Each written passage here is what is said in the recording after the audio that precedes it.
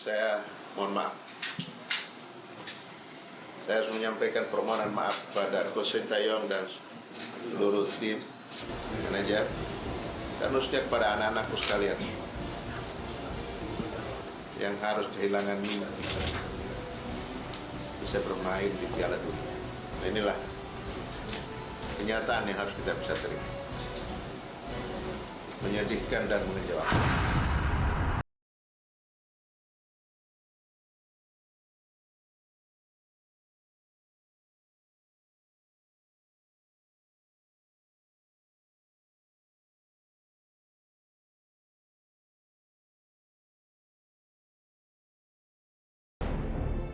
Pendapatan berbasis jumlah penonton yang sekitar 2 juta dalam pertandingan-pertandingan yang sudah disusun di 6 kota itu total lebih dari 2 juta penonton, 2,3 juta penonton, dan minimal dampaknya itu mencapai 3,7 triliun.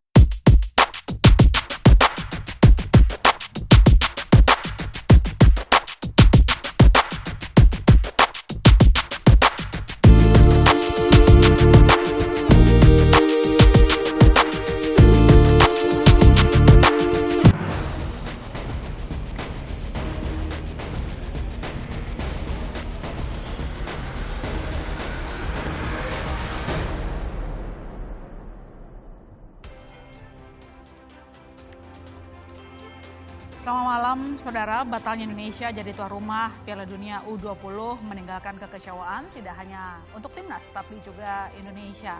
Lantas, bagaimana persiapan kita ke depannya supaya kita tidak berlarut-larut dalam kesedihan untuk mempersiapkan diri agar siap menjadi tuan rumah di event internasional lainnya. Sudah bergabung bersama kita malam ini ada Pak Muhadjir Effendi, Menko PMK, yang sebelumnya juga sempat menjabat sebagai PLT Menteri Olahraga. Selamat malam, Pak Menteri. Selamat malam, Mbak Ilona. Sehat, Pak? Sudah buka puasa? Sudah. Alhamdulillah. Pak, langsung aja ke pertanyaan ketika kita batal jadi tuan rumah begitu ya. Sudah 4 tahun perjuangan kita jadi tuan rumah Piala Dunia U20. Apa saja sih saat itu proses persiapan yang sudah kita siapkan sehingga kita menyatakan bahwa Indonesia siap jadi tuan rumah Piala Dunia U20? Ya, ini kan sebetulnya U20 ini akan digelar tahun 2021. Tapi karena COVID, kemudian kita masih diberi kesempatan untuk menjadi penyelenggara 2023. Jadi lamaran kita itu untuk 2021. Termasuk tim U20 kita ya sebetulnya yang kita siapkan awal ya tim U20 tahun 2021. Gitu. Ya, dan kemudian proses-proses sudah berjalan dengan baik. Yang di luar perkiraan kita, di luar perhitungan kita adalah lolosnya timnas Israel mewakili zona Eropa. Yang itu baru terjadi setelah kita mendapatkan persetujuan untuk menjadi penyelenggara. Jadi memang di luar perkiraan kita dan memang seumur-umur U20 Israel ini nggak pernah lolos sebetulnya. Ini adalah kok ya lolos itu yang memang kemudian membuat masalahnya menjadi agak rumit gitu untuk mencari jalan keluarnya. Exit strategisnya menjadi rumit untuk kita lakukan. Tapi yang jelas kalau kita sendiri dari segala infrastruktur pemainnya dari 2021 sebenarnya kita sudah siap ya? Sudah siap, bahkan yang terakhir untuk memperkokoh timnas kita kan saya sempat untuk meminta persetujuan kepada DPR untuk naturalisasi 3 pemain ya. Itu untuk memperkuat pemain, ada pemain depan, striker, dan pemain sayap, ada 3 orang. Dan itu artinya bahwa kita ingin, walaupun kita tim 11-an tuan rumah, bukan melalui hasil prakualifikasi, tapi kita ingin timnas kita juga tampil tidak malu-maluin lah gitu, agar menunjukkan bahwa kita memang layak untuk menjadi tuan rumah. Gitu. Jadi timnas. Jadi tuan rumah kan artinya kita juga mengeluarkan modal ya Pak. Setidaknya saat itu 500 miliar rupiah anggaran yang disiapkan. Dari total tersebut berapa sih Pak yang sudah digelontorkan dan untuk apa saja? Kemarin waktu saya PLT minta untuk Pak Sesmenpora, Pak Gunawan untuk menghitung-hitung, coba dihitung berapa pengeluaran. Tapi jangan dibilang kerugian ya ini kan manfaatnya masih besar nanti. Ke jangka panjang ya. Berkisar 350 miliar. Yang sudah kepakai. Iya, dan untuk dari Kementerian PUPR saya tidak memperoleh angka rupiahnya, tetapi dari segi penyelesaian infrastruktur itu Pak Zainal Fatah, Sekjen Kementerian PUPR melaporkan itu sudah 96% lebih. Artinya sebetulnya lapangan-lapangan kita sudah sangat siap. 4% itu hanya tinggal nanti perbaikan rumput menjelang pertandingan saja. Jadi tinggal perbaikan rumput saja. Jadi untuk infrastruktur, termasuk catatan-catatan dari FIFA, ada 2 lapangan yang minta untuk diperbaiki sudah kita penuhi. Jadi sudah 96% lebih. Oke, berarti masih ada sisa anggaran yang belum dipakai ya Pak? Kalau dari Kemenpora iya. Kalau Kementerian PUPR mungkin sudah tuntas karena sudah 96%, tinggal sedikit saja itu. Oke. Nah, Pak, tapi yang cukup memprihatinkan juga bahwa bagaimana dengan nasib timnas begitu ya. Kemarin itu ada yang curhat, misalnya hoki takut kalau sampai di-ban sama FIFA, jadinya mereka tidak bisa bertanding lagi ya. Ini artinya pemasukan mereka juga berkurang lah katakan.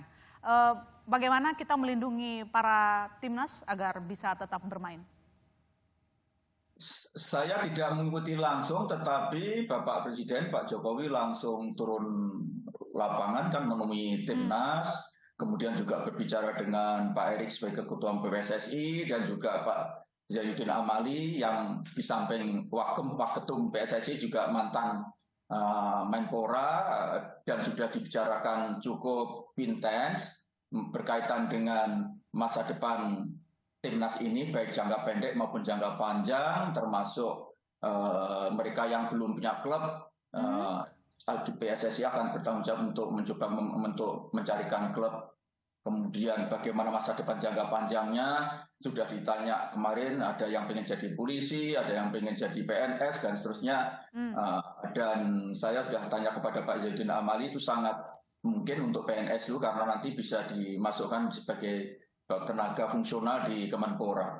Sehingga ketika dia bergabung sebagai PNS di Kemenpora, dia masih bisa tetap memelihara profesionalitasnya, memelihara talentanya, keterampilannya di sepak bola, sehingga tidak akan setiap saat nanti kalau dipanggil untuk bertanding lagi sebagai timnas di usia yang lebih tinggi, mereka tidak akan merepotkan bagi timnas kita. Setelah kita mendapatkan kabar yang kurang mengenakan begitu ya, ketika Indonesia tidak lagi menjadi tuan rumah U20. Kalau kita saya kira sangat memahami lah kekecewaan mereka. Jangankan mereka, kita saja kecewa. Ya. Tetapi ini kan bukan sebetulnya sebelum itu juga ada timnas yang kecewa kan, yaitu timnas U21. Hanya bedanya mereka terkendala oleh COVID, yang sekarang ini terkendala oleh pembatalan FIFA aja gitu. Nah, kecewaannya yang U21 tidak terlalu berat ya, tetapi pasti mereka juga kecewa. Ya, sama-sama kecewa lah kalau yang namanya udah ajang internasional gitu ya, untuk memamerkan bakat tapi tiba-tiba batal begitu. Tapi kita masih punya harapan tidak Pak? Ini kan Peru tidak jadi tuan rumah untuk U17 begitu. Nah, Indonesia ada kans untuk mendapatkan itu? Sekarang kita tunggu aja. Sekarang Pak Erik kan sedang ke Paris ya. Tadi pagi saya telepon, posisi masih di Doha kota, dan akan berterbang ke Paris untuk menemui para petinggi FIFA untuk berbicara mungkin berkaitan dengan bagaimana kelanjutan setelah pertandingan U20 dibatalkan ini. Dan memang ada wacana sih kemungkinan Indonesia bisa menjadi penyelenggara U17 gitu. Kalau yang jadi faktor kemarin kendala itu terutama adalah karena kehadiran timnas Israel U20 itu. Lah untuk U17 ini bukan kebetulan, memang biasanya gitu ya, tim Israel nggak lolos prakualifikasi. Sehingga nanti kalau seandainya digelar di Indonesia itu insya Allah tidak ada kendala yang prinsip.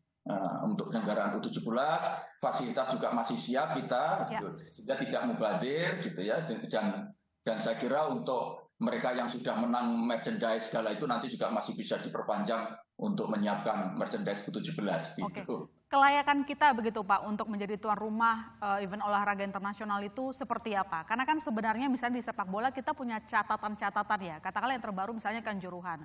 Kemudian kemarin terakhir pun saya mendengar pernyataan dari Ketua Umum PSSI Erick Thohir yang mengatakan menyinggung soal intervensi di sana. Apakah kita ini masih sangat optimis bahwa kita ini layak dan tidak akan ditandain gitu loh Pak, bahwa agak bermasalah nih kalau dijadiin tuan rumah misalnya? Untuk jangka panjang kita optimis karena sebetulnya sebelum ada ontran-ontran U20 ini, Bapak Presiden sudah mengeluarkan Inpres nomor 3 tahun 2019 tentang percepatan pembangunan persepakbolaan nasional. Dan itu sudah menginstruksikan semua kementerian untuk ikut melaksanakan, dan waktu saya waktu masih mendikbud, saya menyelenggarakan gala siswa bekerja sama dengan KONI dan PSSI, termasuk kepelatihan sepak bola untuk guru-guru di tingkat seluruh Indonesia. Itu kalau nggak salah melibatkan 1.500 guru olahraga untuk memiliki privat pelatih itu. Dan ini saya kira kita akan terus bergulir nanti untuk percepatan pembangunan persepakbolaan nasional dengan Inpres itu. Oke, nah tidak hanya sepak bola Pak, kalau kita lihat secara lebih luas begitu ya, kita juga akan siap menjadi tuan rumah di World Beach Games 2023 di Bali, tepatnya 5 sampai 12 Agustus nanti. Nah ini sejauh ini masih sesuai dengan skenario awal bahwa kita akan tetap jadi tuan rumah dan atau kita siap lah katakan? Saya tadi ngobrol dengan Ketua KOI. Memang masih perlu kita hitung-hitung, terutama karena kehadiran timnas dari Israel di dalam. Ya, jadi akan kita matangkan nanti dalam waktu dekat lah.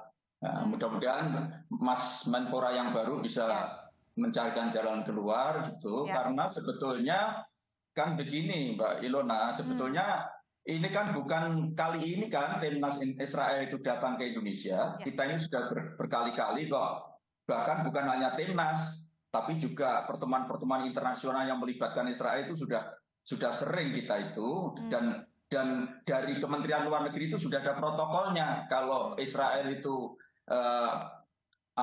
entitas dari Israel itu datang ke Indonesia itu apa yang harus dipatuhi itu. Dan selama ini baik-baik saja gitu, enggak. Termasuk ketika kemarin parlemen Israel ikut bergabung di dalam pertemuan Interparliamentary Union itu juga enggak ada kendala apa-apa itu. Karena Kementerian selama protokol yang dikeluarkan oleh Kementerian Luar Negeri itu dipatuhi atau disetujui, itu sebetulnya jalan baik-baik saja. Nah, tadi saya sudah tanya kepada Pak Okto. Katanya beda dengan FIFA untuk penyelenggaraan Olimpiade olahraga pantai ini, mereka tidak keberatan kalau seandainya nanti tidak ada lagu kebangsaan Israel, tidak ada national anthem Israel, itu tidak masalah untuk mereka. Nah ini yang nanti mungkin perlu kita bicarakan dengan pihak-pihak terkait, termasuk yang ketempatan, karena nanti akan ditempatkan di Bali. Oke, baik. Terakhir Pak Menteri, karena tadi Anda menyinggung juga bahwa kita sudah punya Mas Menteri yang baru begitu ya, Dito. Apa kira-kira yang perlu dibereskan dalam hal olahraga karena Anda sempat jadi PLT Menpora? Kalau yang harus dibereskan banyak sekali ya, tetapi kan Pak Zainuddin Amali juga sudah meninggalkan legacy yaitu DBON. Ya, desain besar olahraga nasional itu sudah terancang dengan baik. Saya tahu persis karena saya Menko PMK yang termasuk mengkoordinasikan itu. Ya tinggal bagaimana itu diimplementasikan menjadi sebuah desain yang betul-betul bisa yang istilah Bapak Presiden yang landing lah gitu, tidak hanya ngawang-ngawang. Dan itu sudah saya kira itu akan dilakukan oleh Mas Menteri yang baru ini karena dia di samping muda, cukup banyak pengalaman dan dia sudah lama bergelut di bidang keolahragaan, terutama sebagai event menjadi bagian dari penyelenggaraan. Saya kira saya optimis ya. Oke. Bisa melakukan. Demi Cuma masa batas ya sayang. Ya. Sayang waktunya tidak sampai 2 tahun ini dia, karena itu harus kerja habis-habisan ini. Iya, demi masa depan olahraga Indonesia yang lebih baik. Terima kasih Pak Muhadjir Effendi, Menko PMK yang telah bergabung bersama kami. Sehat selalu Pak, selamat malam. Amin, terima kasih Mbak Ilona.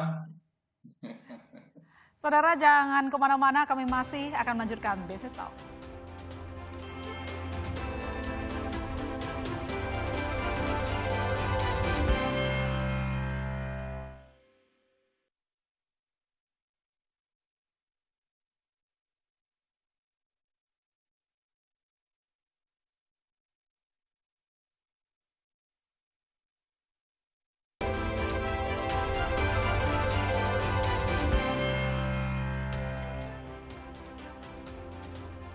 Ya saudara, dampak kerugian langsung batalnya Piala Dunia U20 ditaksir mencapai 3,7 triliun rupiah. Ini pernyataan dari Menparekraf Sandiaga Uno. Lantas bagaimana dengan dampak keseluruhannya atau secara kumulatif? Kita akan bahas lebih detail malam ini. Telah bergabung bersama kita ada Pak Sarman Simanjorang, Ketua Umum Himpunan Pengusaha Pribumi HIPI. Selamat malam Pak Sarman. Selamat malam Ilona, salam sehat dan semangat selalu. Salam sehat, semangat selalu. Terima kasih bersedia bergabung di Business Talk pada malam hari ini. Dan juga telah bergabung bersama kita ada Pak Riki Josepesik, Ketua Komite Tetap Bidang Digital dan Ekonomi Kreatif Kadin Indonesia. Selamat malam Pak Riki. Selamat malam Ilona. Terima kasih telah bergabung bersama kami malam hari ini. Dan tentu saja telah bergabung juga bersama kita Mas Cipta Wahyana, wartawan senior Kontan. Selamat malam Mas Cipta. Malam. Oke, langsung kita bahas soal dampak ekonomi dengan pembatalan Indonesia sebagai tuan rumah. Saya ke Pak Riki dulu. Pak Riki, sebenarnya berapa besar kita kehilangan potensi nilai manfaat dari sektor pariwisata secara keseluruhan? Kalau kata Mas Menteri mengatakan 3,7 triliun itu secara langsungnya. Tapi kalau dari hitung-hitungan Kadin berapa? Oh, ya kita belum menghitung sih. Tapi seperti yang sudah disampaikan oleh Mas Menteri Parekraf, Mas Sandi Uno, soal nilai 3,7 triliun, saya pikir beliau juga punya latar belakang bisnis yang kuat ya. Jadi tidak sembarangan mengkalkulasi, saya pikir nilai segitu adalah nilai kehilangan minimal. Tapi yang harus kita pertimbangkan juga adalah nilai yang sifatnya value, terutama pada promosi Indonesia, branding Indonesia, yang bisa kita lakukan melalui event sebesar Piala Dunia U20. Kita hitung saja, kalau orang media kan biasa menghitung nilai media exposure ya. Kita hitung ada berapa liputan sebenarnya yang akan terjadi yang mengangkat soal 6 stadion lokasi kota di Indonesia gitu kan. Dan tentunya secara otomatis itu merupakan media value yang tidak terhingga bagi Indonesia dalam konteks pariwisata ya. Saya pikir itu salah satu peluang. Belum lagi munculnya cerita-cerita konten-konten yang insight, yang human interest sekitar Piala Dunia yang bisa tercipta, yang kemudian akan dilihat oleh dunia. Dan ini kan bukan sekali kita sudah menikmati sebenarnya waktu kita menyelenggarakan Asian Games, waktu kita menjadi tuan rumah G20, dan Piala Dunia ini yang juga tidak bisa kita lupakan adalah nilai engagement-nya, nilai interaksinya dengan publik. Jadi bukan cuma publik kita saja, tapi juga penggemar sepak bola dari tiap negara yang terwakili di dalam Piala Dunia itu besar sekali pasti. Nah itu kita kehilangannya, ya mungkin kalau mau dinilai puluhan triliun mungkin. Ya. Ada hal-hal yang tidak ternilai begitulah ya. Dan bisa dikatakan event internasional juga sebagai bentuk investasi di sektor pariwisatanya kita dalam jangka panjang begitu ya. Oke. Pikir itu kan memang misinya Presiden Jokowi dari selama ini kan. Beliau selalu mengingatkan kenapa nggak kita sendiri yang ambil tempatnya sehingga kita bisa mengekspos diri kita ke panggung dunia gitu kan. Dan saya pikir ini sebuah kesempatan besar yang harus kita ikhlaskan ya. Harus kita ikhlaskan, mau tidak mau begitu. Saya ke Pak Sarman. Pak Sarman, kalau dari HIPI sendiri, sektor mana kira-kira yang paling sedih ketika misalnya Piala Dunia U20 ini nggak jadi dilaksanain di Indonesia? Ya, kalau kita bicara dari sisi sedih, saya rasa puluhan juta penggemar sepak bola Indonesia sangat sedih. Ya, pasti. Jadi Ilona ibarat begini, kalau putus cinta itu mungkin masih bisa diobati, tapi kalau untuk putus tuan rumah Piala Dunia ini lama kayaknya kembalinya pulihnya gitu. Membekas ya? Ini iya, karena ini kan sesuatu yang sudah dinantikan puluhan tahun dan belum tentu 50 tahun lagi kita akan dapat ini gitu loh. Jadi ya bagi pengusaha sebenarnya ini adalah kesempatan yang luar biasa, ya, momentum yang sangat luar biasa.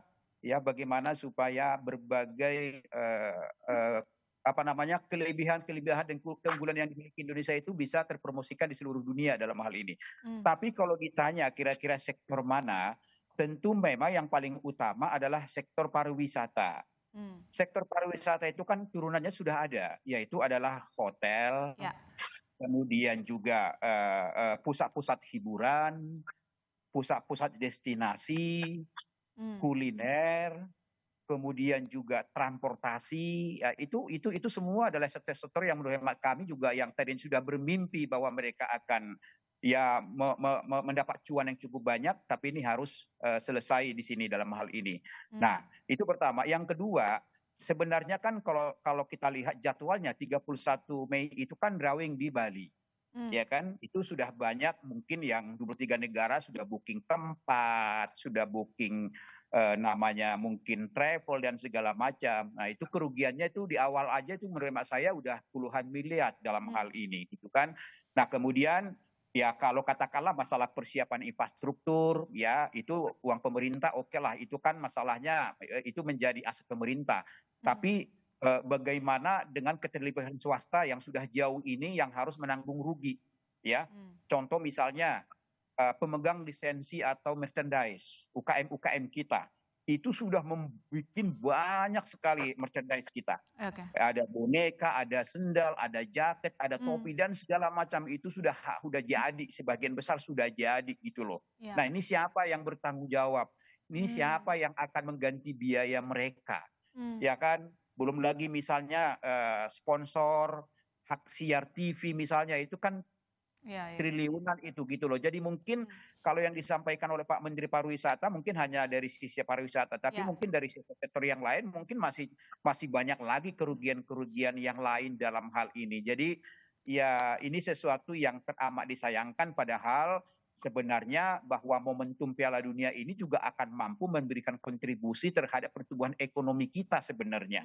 Karena bisa dibayangkan dengan perputaran uang yang sekian triliun, ya saya rasa nanti Mas Cipta juga bisalah menerjemahkan itu bahwa ini momentum yang luar biasa, kesempatan yang kita hilangkan ya, yang kita hilangkan sebenarnya dan yang menikmati akhirnya Argentina juga dalam hal ini.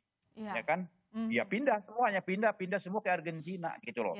Ya, jadi bisa dibayangkan kan ya, pariwisata Argentina akan menikmati dalam waktu dekat ini. Jadi kalau dari sisi pengusaha memang ya gimana, sangat gemes sekali sebenarnya karena ini sesuatu yang sudah di depan mata, tinggal 1,5 bulan lagi dan kesempatan itu hilang dan kesempatan itu hilang semuanya. Jadi ya ini mungkin pembelajaran bagi kita, Ilona.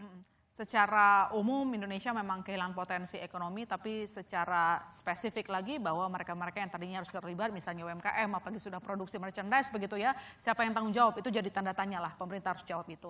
Saya ke Mas Cipta. Mas Cipta, mungkin kalau kita bicara event internasional, kita tahu bahwa selama ini salah satu pemantik promosi wisata begitu. Tapi memang promosi wisata bukan tumpuan ekonomi Indonesia yang paling besar. Tetap konsumsi, tetapi kan bukan berarti tidak perlu. Nah, bagaimana redaksional menerjemahkan ini? Bahwa sebenarnya pariwisata ini memang tetap harus kita tingkatkan. Salah satunya melalui event-event internasional untuk memperkenalkan Indonesia di mata dunia. Ya, memang ini sangat disayangkan ya. Kalau kita lihat ke cakupan pariwisata dulu ya. Kan memang ketika pandemi ini pariwisata ini kan salah satu sektor yang paling menderita. Paling menderita. Bahkan kita tahu hotel okupansi drop luar biasa, gaji teman-teman di hotel mungkin cuma bisa dibayar 50% dan sebagainya. Nah, ketika kita sudah PPKM dicabut, kita mulai masuk ke pemulihan pariwisata ya. Kita tahu sekarang Bali sudah semakin rame, beberapa daerah juga rame. Nah, sebenarnya kita berharap ini kan mau masuk periode Lebaran. Lebaran itu juga bulan madu pariwisata, tapi wisatanya domestik gitu ya. Nah, momentum itu sangat menarik kalau disambung lagi dengan momentum ada Piala Dunia U20. Jadi harusnya tadi momentum gulungan pemulihan pariwisata itu bisa berjalan terus gitu ya. Tapi sayang itu tidak terjadi gitu ya. Padahal itu kan potensinya besar. Misalnya kita itu kan ya akan sangat terasa kalau wisatawan asing itu semakin besar kembali masuk ke Indonesia, karena memang mereka itu termasuk spendingnya gede.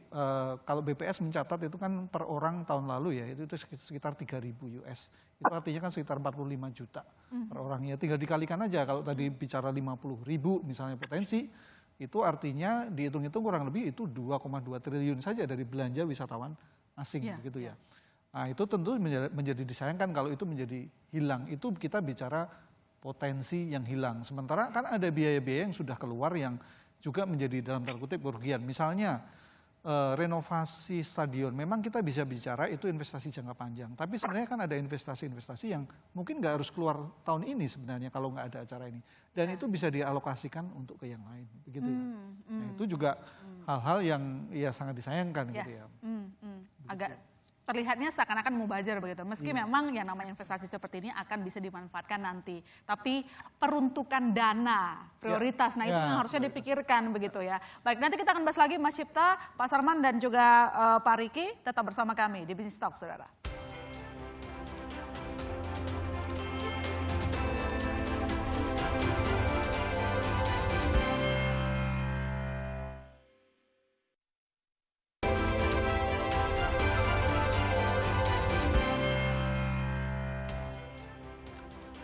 Kita lanjutkan diskusi kita, saya ke Pak Riki. Pak Riki, di dalam Kadin sendiri apakah banyak dari anggota di sektor pariwisata, transportasi, makanan minuman, restoran, akomodasi, sampai pakaian, bahkan aksesoris yang mengadu, curhat lah katakan bahwa mereka sedih karena kehilangan manfaat ekonomi, lalu kemudian mungkin sudah ada dari beberapa di antara mereka misalnya melakukan renovasi hotel, katakan begitu, itu kan sebuah modal juga gitu. Gimana Pak Riki? Ya, kalau yang sudah jelas ada bisnis merchandise resmi yang sudah buka outlet kan sebenarnya di Jakarta yang sekarang menjadi saya tidak tahu apakah masih mungkin dijual itu ya, menjadi koleksi. Itu mungkin koleksi yang sangat berharga sebenarnya gitu ya.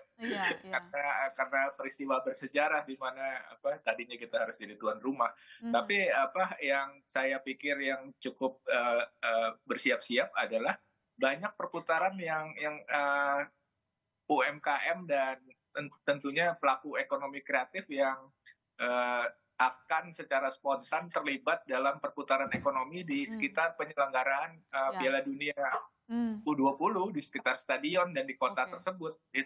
Yang saya tahu kan di Solo sendiri kalau nggak salah diakselerasi renovasi Lokananta ya sebagai pusat baru yang rencananya memang untuk menyambut ketuan rumahan Solo di Piala Dunia U20 gitu. Tentunya tidak mubazir apa yang disiapkan karena itu menjadi pusat baru, tapi sayang sekali karena itu kan kesempatan kita mendapatkan exposure ya kan internasional juga di situ dan masyarakat juga bisa terlibat. Ya benar. Nah, masyarakat terlibat itu yang saya mau tanyakan. Berapa banyak sih UMKM yang dilibatkan dari catatan Kadin, entah itu ikut bikin merchandise atau mungkin oleh-oleh tangan kayak sesuatu khas Indonesia gitu? Banyak tidak UMKM terlibat? Kalau yang resmi official, saya pikir jalurnya sudah jelas gitu ya, lewat tentunya lewat PSSI ya dalam hal ini. Tapi yang non resmi biasanya kan akan selalu muncul ya. Nah ini sih saya pikir sangat besar sekali yang akan terlibat karena mengingat 3 sektor ekonomi kreatif terbesar itu terkait dengan pemenuhan kebutuhan tersebut, yaitu kuliner, kria, dan fashion tentunya ya. Tiga sektor itu adalah mayoritas di sektor di industri ekonomi kreatif kita, sehingga akan sangat banyak sekali.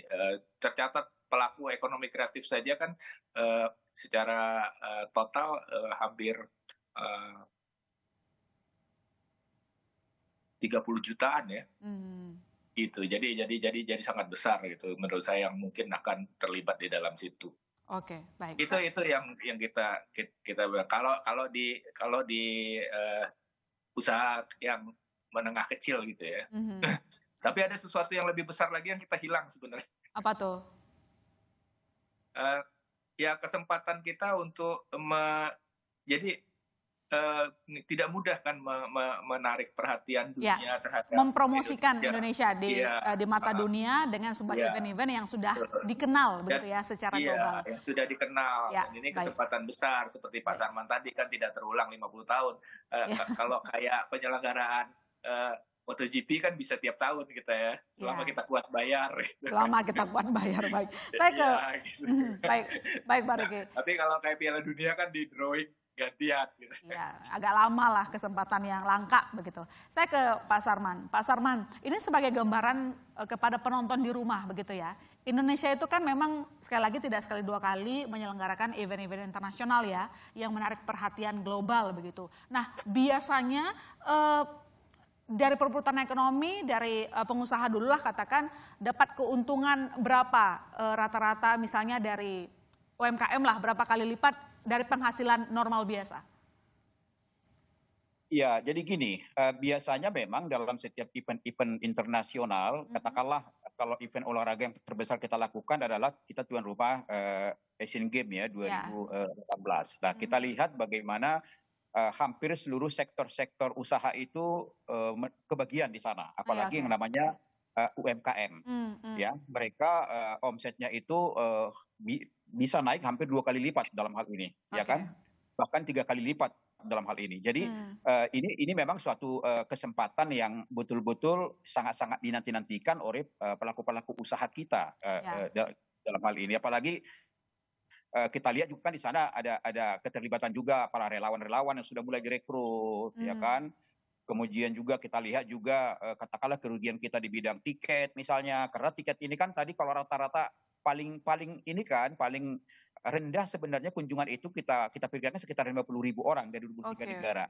Ya, itu kan paling kecil itu. Tapi biasanya kalau sudah memasuki perempat final, semifinal, apalagi sampai final, itu biasanya juga negara-negara yang masuk ke babak itu biasanya juga akan berbondong-bondong datang ke Indonesia. Ini kan keuntungan kita yang sangat besar dalam hal ini. Jadi kalau ditanya dari sisi omset atau mungkin ya penjualan UKM itu naik signifikan sekali gitu loh, signifikan sekali. Apalagi kalau seperti misalnya Piala Dunia ini kan kenang-kenangan yang katakanlah sangat-sangat disimpan oleh para pencinta sepak bola kita dalam hal ini gitu. Jadi ya harapan saya sih gini Ilona ya, harapan saya memang pemerintah dalam hal ini apakah itu melalui Kementerian UMKM harus ada suatu solusi terhadap pelaku-pelaku usaha kita, para pemegang merchandise ini, bagaimana supaya produk yang sudah mereka katakanlah produksi ini itu bisa terjual. Ya, katakanlah begini, dibikin aja acara gerakan membeli merchandise souvenir Piala Dunia, gitu. Sebagai bentuk solidaritas dan kepedulian kita kepada UKM kita. Saya rasa banyak juga yang beli itu gitu loh dalam hal ini. Nah, sehingga kita harapkan kerugian mereka bisa dikurangi atau mungkin terbebas. Kemudian juga masyarakat kita juga punya kesempatan mendapat oleh souvenir Piala Dunia sekalipun kita batal menjadi tuan rumah. Ya, gitu. Oke. Butuh sebuah gerakan yang juga menghibur ya para pelaku usaha yang tadinya mungkin sudah berharap sekali dapat cuan dengan event internasional tapi ternyata pupus sudah harapannya. Saya ke Mas Cipta.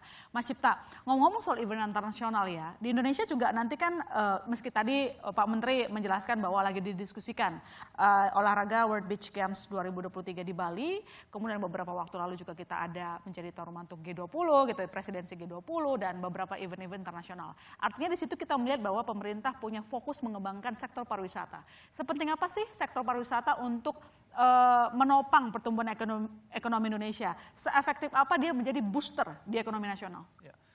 Ya, sebenarnya selain kita diskusi tadi tentang efek jangka pendek, yang lebih penting lagi sebenarnya efek jangka panjangnya. Karena sebenarnya kita ini butuh nih pembuktian ke dunia internasional bahwa kita bisa menyelenggarakan event-event internasional. Kenapa? Karena salah satu kunci mengembangkan pariwisata itu adalah daya tarik, traction. Selain mungkin yang lain adalah akomodasi dan juga affordability, keterjangkauan begitu ya. Nah ini kenapa menjadi sangat penting? Karena gini, kalau ini menaruh dalam sudut pandang yang lebih gede ya. Kalau kita bicara struktur ekonomi Indonesia itu kan masih sangat timpang.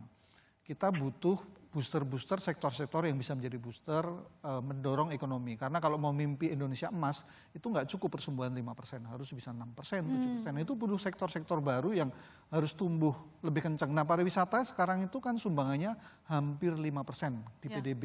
Itu artinya kan sekitar hampir 1.000 triliun. Pertanyaannya besar nggak? Besar mungkin angkanya. Kalau lihat persennya, tapi nggak. Di Thailand itu sudah bisa 11%. Turki mungkin bisa ya 12-13%. Kalau kita bicara Italia lebih tinggi lagi bisa 14% dan sebagainya. Nah kita harus menuju ke sana. Pemerintah saya lihat di Renstra, rencana strategis pariwisata itu juga pengen dorong itu. Supaya semakin besar lagi sumbangan ekonomi dari pariwisata ini. Karena memang dengan begitu struktur bangunan ekonomi kita lebih kokoh. Jadi nggak tergantung misalnya komoditas saja. Nggak tergantung misalnya di manufaktur saja, tapi pariwisata kita punya modal besar yang ini harus dikembangkan. Salah satunya memang harus bikin event-event internasional. Satu lagi, kalau banyak turis itu kan datang bawa dolar. Itu juga penting untuk rupiah, bukan cuma devisa, tapi duitnya benar-benar ke sini. Jadi suplai dolar menjadi banyak dan itu sangat bermanfaat untuk menjaga rupiah. Jadi bahkan lebih bagus daripada kita surplus ekspor tambang, tapi duitnya nggak masuk. Ini lebih real, duitnya ada di sini, dolarnya. Gitu. Ini pelajaran berharga dalam simpulan diskusi kita ini. Semua pihak harusnya punya motivasi yang sama, tidak berseberangan hanya untuk ego sendiri. Terima kasih Mas Cipta Wayana, wartawan Surkontan atas masukan dan juga ulasannya tentang dampak pariwisata. Ya, silakan Pak Salman, singkat saja. Sedikit saja. Baik, singkat saja. Kita doakan Ketua Umum PSSI Pak Erick Thohir yang saat ini akan terbang ke markas FIFA. Mudah-mudahan beliau bisa meyakinkan FIFA kita menjadi tuan rumah U17. Amin. Jadi ada pengobat gitu. Jadi obat untuk kita dan pemulihan ekonomi kita. Terima kasih Pak Sarman Simanjorang, Ketua Umum HIPI, dan saya juga ucapkan terima kasih ke Pak Ricky Joseph Pesik, wakil lagi-lagi saya salah Pak, maafkan saya. Saya ucapkan terima kasih kepada Pak Ricky Joseph Pesik selaku Ketua Komite Tetap Bidang Digital dan Ekonomi Kreatif Kadin Indonesia. Dengan begini saudara, jangan kemana-mana, Bisnis Talk masih akan segera kembali.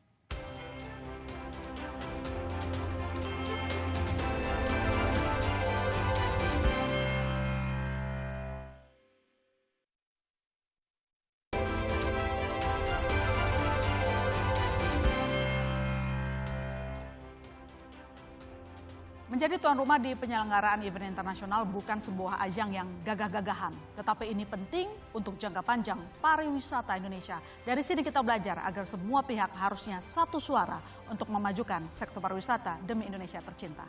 Saya Mahasiswa Tarigan, pamit undur diri, sampai jumpa Selasa depan.